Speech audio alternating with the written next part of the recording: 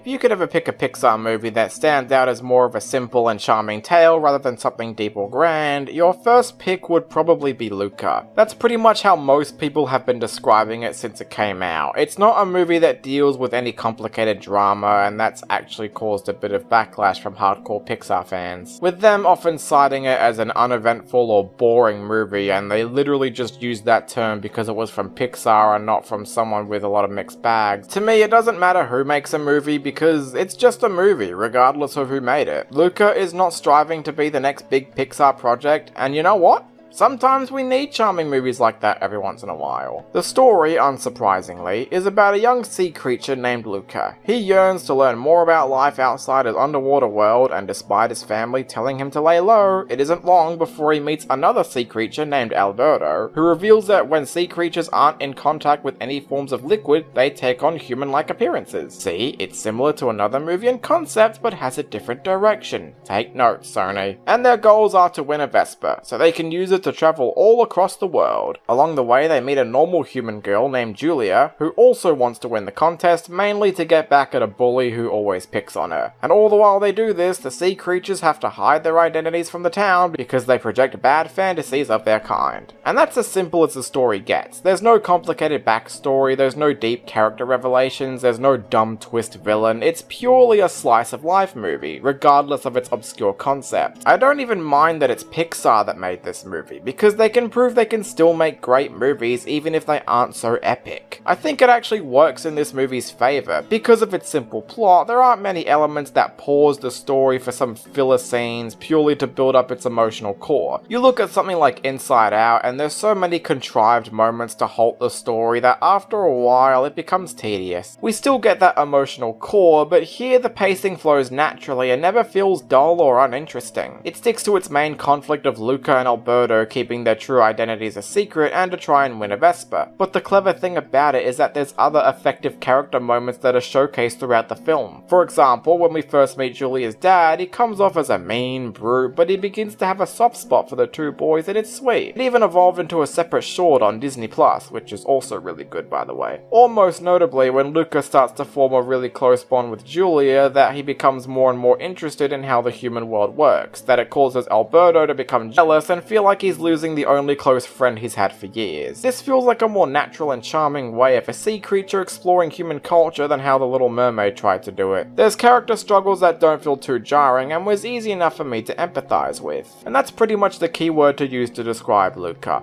Simple. A simple story with simple goals, but written so competently that I enjoy nearly every second of it. And it helps that the characters are extremely likable. I especially have to give props to this movie for actually just having a normal asshole character who's not just some dumb twist villain or overly evil sociopath. He's just a jerk to our protagonist in the same vein as, say, Gaston from Beauty and the Beast. Someone who starts out as a snobby brat but becomes more and more of a threat later on in the film. I especially love how even though this movie seems to set up the liar revealed conflict, it doesn't go through with usual trappings, thank God. Luca doesn't want Julia to find out he and Alberto are sea creatures, but when she does, she doesn't act betrayed or heartbroken that he lied to her. She's just concerned for their safety and wants him to leave so nobody will kill him. That's what we call character development, something those dipshit ants and bugs life didn't get. I'd say my only real nitpick with the movie is towards the end where everyone was perhaps a little too easily accepting of the fact that there's sea monsters who live in their town. I didn't have trouble believing the dad would be okay with it, but for everyone else, it seemed a little too soon.